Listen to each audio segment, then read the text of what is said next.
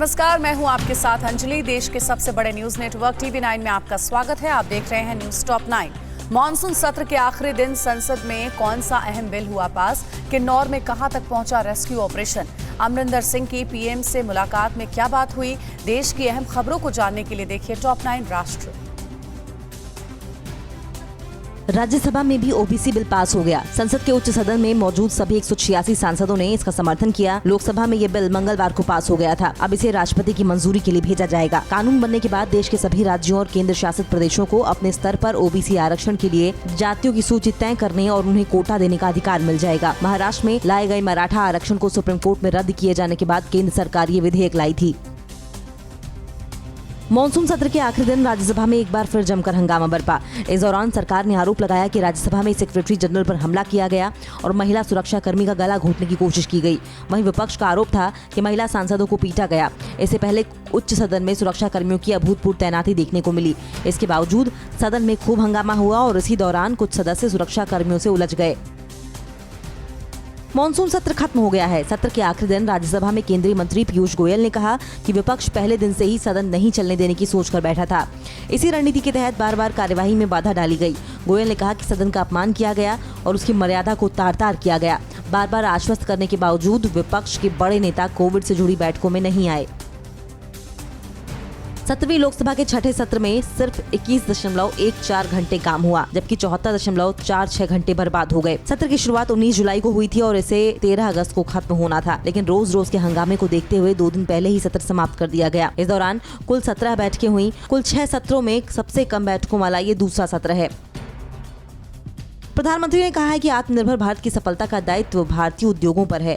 PM ने ये बात बुधवार को भारतीय उद्योग परिसंघ यानी कि CII की वार्षिक बैठक को संबोधित करते हुए कही। PM ने कहा कि स्वतंत्रता के 75वें वर्ष को देखते हुए भारतीय उद्योग जगत के नए संकल्पों और नए लक्ष्यों के लिए बहुत बड़ा अवसर है, क्योंकि आज का नया भारत दुनिया के साथ चलने के लिए तैयार और तत्पर है। किन्नौर हादसे के बाद वहां अभी रेस्क्यू ऑपरेशन जारी है। आपदा में कम से कम 10 लोगों के मारे जाने की पुष्टि हो चुकी है। बस में सवार रहे करीब 60 लोगों में से 30-35 लोगों की तलाश अब भी जारी है। इस बीच प्रधानमंत्री ने हादसे पर दुख जताते हुए पीड़ित परिवारों के प्रति संवेदना जाहिर की है। प्रधानमंत्री ने घायलों के लिए जल्द स्वस्थ होने की कामना की। किन्नौर लैंडस्लाइड के बाद वहां कम से कम 200 जवान दिन रात रेस्क्यू में जुटे हैं। किन्नौर के विधायक ने जानकारी दी है कि ITBP के जवानों ने 14 यात्रियों और बस के ड्राइवर और कंडक्टर को मलबे से बाहर निकाल लिया है। वहीं घायलों के इलाज के लिए मौके पर डॉक्टर्स की टीम पहुंची है। ITBP के प्रवक्ता विवेक पांडे का कहना है कि जो बस भूस्खलन की चपेट में आई है वो अब दिखने लगी है। पंजाब के CM कैप्टन अमरिंदर सिंह ने PM मोदी से मुलाकात में कहा है कि किसान आंदोलन से पंजाब और देश की सुरक्षा के सामने खतरा पैदा हो सकता है, क्योंकि पाकिस्तान समर्थित भारत विरोधी ताकतें किसानों के असंतोष का फायदा उठाने की कोशिश कर रही हैं। अमरिंदर ने PM से तीनों कृषि कानूनों को रद्द करने का अनुरोध किया और कहा कि किसान लंबे समय से आंदोलन कर रहे हैं, जिसमें 400 से अधिक किसानों और श्रमिकों की जान चली गई। दिल्ली में क्यों नहीं रुक रही मासूमों के साथ हैवानियत? ममता बनर्जी क्यों जाने वाली हैं रोम? राजस्थान में पोस्टर पर क्यों है विवाद? राज्यों की अहम खबरों को देखिए टॉप 9 देश प्रदेश में। देश की राजधानी दिल्ली में एक बार फिर एक मासूम बच्ची से रेप हुआ। बुधवार की दोपहर दिल्ली के त्रिलोकपुर इलाके में 6 साल की मासूम बच्ची अपने घर के बाहर खेल रही थी। तभी पड़ोस के रहने वाले एक शख्स ने इसके साथ दरिंदगी की। जैसे ही परिवार वालों को पता लगा, वे बच्ची को लाल बहादुर शास्त्री अस्पताल ले गए, जहां उसकी हालत को देखते हुए उसे एम्स अस्पताल रेफर कर दिया गया। आंध्र प्रदेश के पूर्वी गोदावरी में पुलिस उत्पीड़न का शिकार होकर एक युवक ने आत्महत्या कर ली। 23 साल के एक युवक ने आत्महत्या से पहले एक सेल्फी वीडियो बनाकर दोस्तों को भेजा, जिसमें आप बीती सुनाई है। वीडियो में उसने बताया है कि कैसे पुलिस ने उसे अवैध तरीके से शराब लाने के आरोप में फंसाकर 1 लाख रुपए रिश्वत की मांग की गई और नहीं देने पर परेशान किया। ममता बनर्जी को रोम में होने वाले विश्व शांति सम्मेलन में शामिल होने का न्योता मिला है। इस कार्यक्रम में पोप फ्रांसिस भी उपस्थित रहेंगे। ये कार्यक्रम 6 और 7 अक्टूबर को रोम में होगा। ममता को यह आमंत्रण the community of Saint Diego की ओर से भेजा गया है। इस कार्यक्रम में कई स्कॉलर्स के अलावा जर्मन चांसलर एंजेला मर्केल भी शामिल होंगी। इससे पहले भी ममता मदर टेरेसा को संत की उपाधि दिए जाने के समय 2016 में रोम गई थी। दिल्ली शिक्षा बोर्ड ने इंटरनेशनल बैकलॉरेट के साथ MOU पर हस्ताक्षर किया। इस बात की जानकारी देते हुए सीएम केजरीवाल ने कहा है कि इससे सरकारी विद्यालयों के छात्र छात्राओं के लिए उच्चतम स्तर की शिक्षा सुविधाओं तक पहुंच का मार्ग प्रशस्त हो गया है। मुख्यमंत्री ने कहा कि इंटरनेशनल बैकलॉरेट बोर्ड पूरी दुनिया में मौजूद है और प्रत्येक माता पिता का सपना अपने बच्चों को इस बोर्ड से जुड़े स्कूलों में भेजने का होता है। गृहमंत्री अमित शाह आज भगवान श्री ब्रह्मरांबा मल्लिकार्जुन स्वामी के दर्शन करने आंध्र प्रदेश के श्रीशैलम पहुंच रहे हैं। सुबह 11:15 बजे के करीब गृहमंत्री हैदराबाद के बेगमपेट एयरपोर्ट पहुंचेंगे। वहां से विशेष हेलीकॉप्टर से मल्लिकार्जुन स्वामी के दर्शन के लिए निकलेंगे। दोपहर 2:45 बजे शाह श्रीशैलम से हेलीकॉप्टर के जरिए हैदराबाद के लिए रवाना हो जाएंगे। राजस्थान बीजेपी में पोस्टर विवाद लगातार बढ़ रहा है। दरअसल जयपुर में बीजेपी मुख्यालय के बैनर से वसुंधरा राजे की तस्वीर हटा दी गई है। इस पर पूर्व सीएम ने कहा है कि मुझे पोस्टर में नहीं, लोगों के दिलों पर राज करना है। खास बात यह है कि वसुंधरा को पोस्टर से गायब कर देने के बाद अब उनके समर्थकों ने वसुंधरा के समर्थन में कई जगहों पर पोस्टर लगाए हैं, जिनमें बीजेपी प्रदेश अध्यक्ष सतीश पुनिया की फोटो गायब है। जबलपुर में पिछले काफी समय से सेना की भर्ती न आने से नाराज युवकों ने कलेक्ट्रेट पर प्रदर्शन किया। इस दौरान युवकों ने पुशअप्स लगाकर अपने अनोखे विरोध जाहिर किए। युवकों को आरोप था कि पिछले 2 सालों से यहां सेना की कोई भर्ती नहीं हुई। प्रदर्शनकारी युवाओं ने कलेक्ट्रेट पर मेन गेट तोड़ने की कोशिश भी की, जिससे कई सुरक्षा कर्मियों को चोटें आईं। शिवराज सिंह चौहान और कैलाश विजयवर्गीय अपनी दोस्ती को जाहिर करने के लिए साथ साथ दोस्ती का राग गाते नजर आए। आप भी सुनिए दोनों नेताओं की जुगलबंदी। भारतीय सेना सियाचिन ग्लेशियर के पास ऐसी 5 चोटियों पर पहुंचने की तैयारी में है जहां आज तक कोई इंसान नहीं पहुंचा। पिछले दिनों 9 अगस्त सोमवार को सियाचिन बेस कैंप से तेरम शेर ग्लेशियर में स्थित 5 चोटियों को एक साथ मापने के लिए अभियान को हरी झंडी दिखाई गई। बताया गया है कि लद्दाख स्काउट्स रेजिमेंट के भारतीय सेना के पर्वतारोही अप्सरासस 1, 2 और 3 के साथ PT 6940 और PT 7140 चोटियों को मापने का एक साथ प्रयास कर रहे हैं। पंजाब सरकार आज टोक्यो ओलंपिक में मेडल जीतने वाली मेंस हॉकी टीम के साथ gold medal winner Neeraj Chopra और ओलंपिक में हिस्सा लेने वाले पंजाब के खिलाड़ियों को सम्मानित करेगी। आज से इंग्लैंड के खिलाफ दूसरा टेस्ट मैच भी शुरू हो रहा है। दूसरे टेस्ट से पहले कप्तान विराट कोहली ने रहाणे और पुजारा पर एक बार फिर भरोसा जताया है। खेल की दुनिया से जुड़ी अहम खबरों को देखिए टॉप 9 खेल में। टोक्यो ओलंपिक में हिस्सा लेने वाले पंजाब के खिलाड़ियों को अमरिंदर सिंह की सरकार आज सम्मानित करेगी। कांस्य पदक जीतने वाली पुरुष हॉकी टीम के 11 खिलाड़ियों को 1-1 करोड़ रुपए की इनामी राशि दी जाएगी। महिला हॉकी टीम के 2 खिलाड़ियों के साथ डिस्कस थ्रोअर कमलप्रीत कौर को 50-50 लाख रुपए दिए जाएंगे, जबकि gold medal winner Neeraj Chopra को 2 करोड़ की इनामी राशि दी जाएगी। टोक्यो ओलंपिक में इतिहास रचने वाली भारतीय पुरुष और महिला टीम के खिलाड़ियों को ओडिशा के सीएम नवीन पटनायक ने भुवनेश्वर में सम्मानित किया। नवीन पटनायक ने पुरुष टीम के बीरेंद्र लाकड़ा और अमित रोहिदास को 2.5 करोड़ की राशि दी। इसके अलावा लाकड़ा और रोहिदास को DSP के पद पर नियुक्ति पत्र भी सौंपा, जबकि पहली बार सेमीफाइनल में पहुंचने वाली महिला टीम को दीप ग्रेस इक्का और नमिता टोप्पो को 50-50 लाख रुपए दिए गए। टोक्यो ओलंपिक में सेमीफाइनल तक का सफर करने वाली महिला हॉकी टीम की खिलाड़ी सलीमा टेटे और निक्की प्रधान का गृह राज्य झारखंड लौटने पर रांची में शानदार स्वागत किया गया। रांची में सम्मान समारोह में सीएम हेमंत सोरेन ने और सलीमा टेटे को 50-50 लाख की राशि देकर सम्मानित किया। इसके अलावा दोनों खिलाड़ियों को शहर में 3000 स्क्वायर फीट का मकान भी सौगात के रूप में सरकार देगी। ओलंपिक में हैट्रिक लगाने वाली पहली भारतीय महिला हॉकी खिलाड़ी बनी उत्तराखंड की वंदना कटारिया कल हरिद्वार अपने घर पहुंची तो उनका जोरदार स्वागत किया गया। सैकड़ों समर्थकों और ढोल नगाड़ों के साथ वंदना रोशनाबाद स्पोर्ट्स स्टेडियम पहुंची, जहां जिला प्रशासन की ओर से उन्हें सम्मानित किया गया। इसके बाद वंदना करीब 1.5 साल बाद अपने घर लौटी। वंदना जब मां से मिली तो भावुक नजर आई। टोक्यो ओलंपिक में देश का नाम रोशन करने वाले खिलाड़ियों का अपने अपने गृह राज्य में शानदार स्वागत और सम्मान का सिलसिला जारी है। कल पंजाब के खिलाड़ियों का अमृतसर, जालंधर और सोनीपत में स्वागत किया गया। उत्तर प्रदेश से हॉकी टीम के सदस्य ललित उपाध्याय का भी वाराणसी पहुंचने पर स्वागत किया। इस बीच हॉकी टीम के गोलकीपर PR श्रीजेश को केरल सरकार ने 2 करोड़ रुपए बतौर इनाम देने का ऐलान किया। मणिपुर से भारतीय पुरुष और महिला हॉकी टीम की खिलाड़ी नीलकांता शर्मा और सुशीला चानू के इम्फाल पहुंचने पर बैंड बाजे के साथ उनका शानदार स्वागत किया गया। एयरपोर्ट पर सीएम N बीरेन सिंह खुद स्वागत के लिए पहुंचे थे। दोनों खिलाड़ियों के स्वागत के लिए आम लोग भी बड़ी संख्या में पहुंचे। एयरपोर्ट से खुली जीप पर सवार होकर दोनों खिलाड़ियों ने लोगों का अभिवादन स्वीकार किया। भारत और इंग्लैंड के बीच 5 टेस्टों की मैचों की सीरीज का दूसरा टेस्ट मैच आज से लॉर्ड्स में खेला जाएगा। मैच भारतीय समय के मुताबिक दोपहर 3:30 बजे खेला जाएगा। पहला टेस्ट मैच बारिश की वजह से ड्रॉ हो गया था। दूसरे टेस्ट मैच से पहले इंग्लैंड को बड़ा झटका लगा है। तेज गेंदबाज स्टुअर्ट ब्रॉड चोट की वजह से बाकी पूरी सीरीज से ही बाहर हो गए, जबकि जेम्स एंडरसन का भी खेलना तय नहीं है। दूसरे टेस्ट मैच से पहले भारतीय टीम से एक बुरी खबर आई है। चोट की वजह से शार्दुल ठाकुर प्लेइंग 11 का हिस्सा नहीं होंगे। कप्तान विराट कोहली ने कहा है कि चेतेश्वर पुजारा और अजिंक्य रहाणे की फॉर्म को लेकर चिंता नहीं है। दोनों खिलाड़ी रन बनाने के मौके को नहीं गंवाएंगे। कोहली ने ऋषभ पंत पर भरोसा जताते हुए कहा कि वो ऐसे ही खेलते हैं। उन्हें टीम मैनेजमेंट से ऐसे ही खेलने को कहा गया है। इंग्लैंड के खिलाफ पहले टेस्ट में 9 विकेट लेने वाले तेज गेंदबाज जसप्रीत बुमराह ने आईसीसी की ताज़ा टेस्ट रैंकिंग में लंबी छलांग लगाते हुए टॉप 10 गेंदबाजों की लिस्ट में जगह बना ली है। टेस्ट गेंदबाजों की ताज़ा आईसीसी रैंकिंग में 10 पायदान की छलांग लगाकर बुमराह 9वें नंबर पर पहुंच गए हैं। बल्लेबाजों की लिस्ट में विराट कोहली एक पायदान नीचे खिसककर 5वें नंबर पर पहुंच गए। उत्तर प्रदेश के कई जिले बाढ़ से बुरी तरह से प्रभावित हुए हैं। प्रयागराज के निचले इलाकों के रिहायशी इलाकों में लोगों के घरों के निचले तल्ले तक पानी घुस आया है। राज्य की बड़ी आबादी बाढ़ की मार झेल रही है। इस बीच पीएम मोदी ने मुख्यमंत्री योगी आदित्यनाथ से बात कर हालात की जानकारी ली है। आज भी योगी बाढ़ग्रस्त इलाकों का दौरा करने वाले हैं। बाढ़ और बारिश से जुड़ी खबरों के लिए देखिए टॉप 9 बाढ़ बारिश।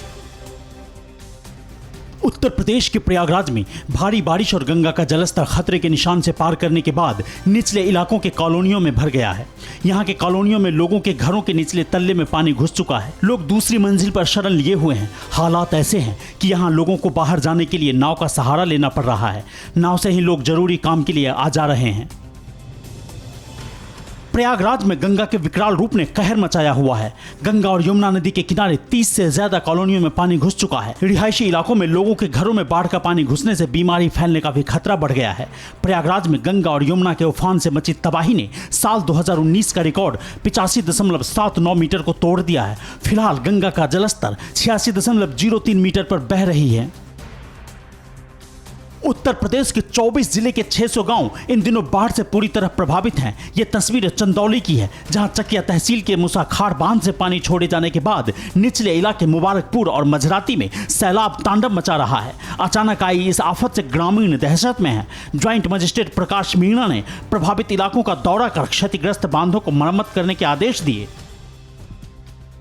यूपी के पूर्वांचल इलाके में भी बाढ़ का कहर जारी है। गाजीपुर जिले में गंगा नदी लगातार खतरे के निशान से ऊपर बह रही है। नदी किनारे वाले गांव और कस्बों में बाढ़ का पानी घुस चुका है। गंगा के तेज उफान की वजह से सिमरा गांव में कटान भी शुरू हो चुका है। लोगों को खेती वाली 25 से 30 बीघा जमीन गंगा में समा चुका है। आसपास के लोग स्कूलों में शरण लेने को मजबूर है।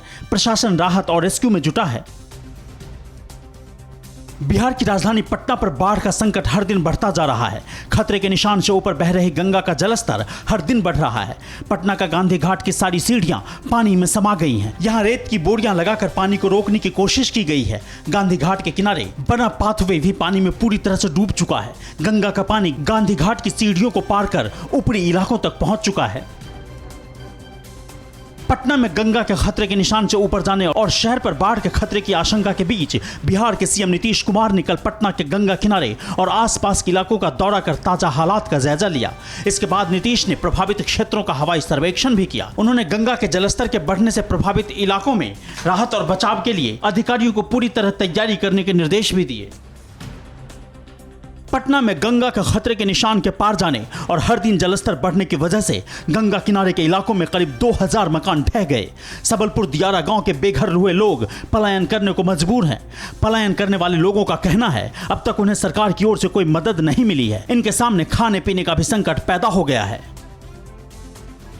पटना का दिग्घा बिंद टोली गांव बाढ़ में पूरी तरह से डूब चुका है। कई कच्चे घर पानी में समा चुके हैं। गांव के चारों तरफ पानी ही पानी है। गांव में जो कुछ लोग अभी भी रुके हैं वो आपस में ही पैसे इकट्ठा कर भाड़े पर नाव लेकर इस पार से उस पार आ जा रहे हैं। बाढ़ की वजह से मवेशियों के चारे पानी की भी परेशानी हो रही है। गाँव के ऊपरी इलाके में जो लोग रुके हैं उनका कहना है कि उन्हें सरकार की मदद का इंतजार है।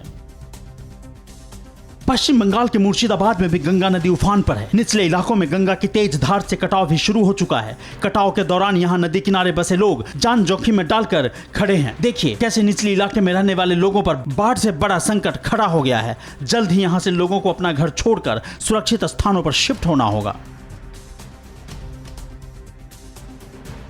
कोवैक्सीन को कब तक मिलेगी WHO की मंजूरी? स्कूल तो खुलने लगे, लेकिन क्यों फिर से बढ़ने लगा संकट?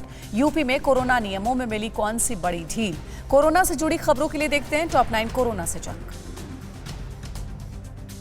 पिछले 24 घंटे में देश में कोरोना के 43,576 नए केस आए, जबकि 491 लोगों की जान महामारी की वजह से एक दिन में चली गई। 24 घंटे में संक्रमण से रिकवर होने वालों की तादाद 39,125 रही।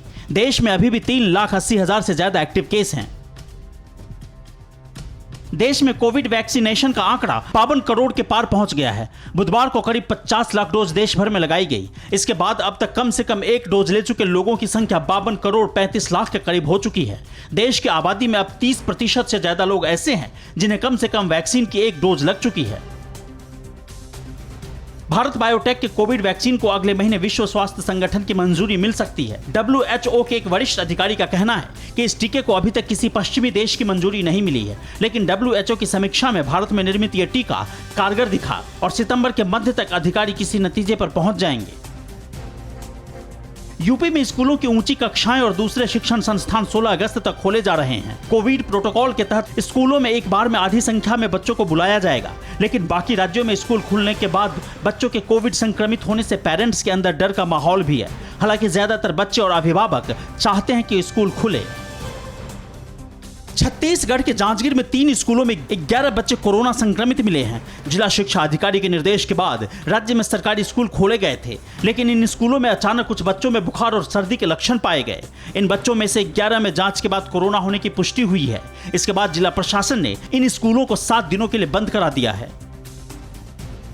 हिमाचल प्रदेश में 10वीं और 12वीं तक की कक्षाएं इसी 2 अगस्त से खोल दी गई, मगर अब बच्चे कोरोना से संक्रमित हो रहे हैं। ऐसे में 11 से 22 अगस्त तक स्कूलों को फिर से बंद कर दिया गया है। राज्य में एक सप्ताह के भीतर 52 से ज्यादा बच्चे कोरोना पॉजिटिव हो चुके हैं। इनमें ज्यादातर स्कूली बच्चे चंबा जिले के हैं। सरकार ने इसके बाद टेस्टिंग बढ़ाने के भी निर्देश दिए हैं।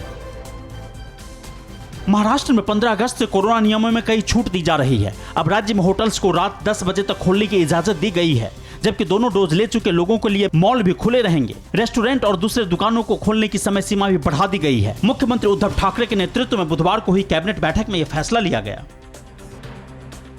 कोरोना के खतरे को देखते हुए यूपी में लागू शनिवार का कर्फ्यू खत्म कर दिया गया है। हालांकि रविवार को बंद जारी रहेगी। योगी सरकार ने यह फैसला कोरोना संक्रमित के घटते मामलों को देखते हुए लिया है। दुकानदारों को फिर से हिदायत दी गई है कि इस दौरान सैनिटाइजेशन, सोशल डिस्टेंसिंग और मास्क का प्रयोग अनिवार्य रूप से बना रहे।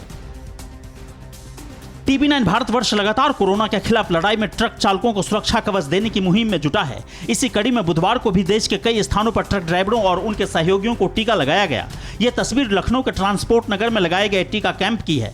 कोरोना संक्रमण काल में जिनका पहिया नहीं थमा, उनकी मदद को TV9 भारतवर्ष अपना फर्ज समझता है।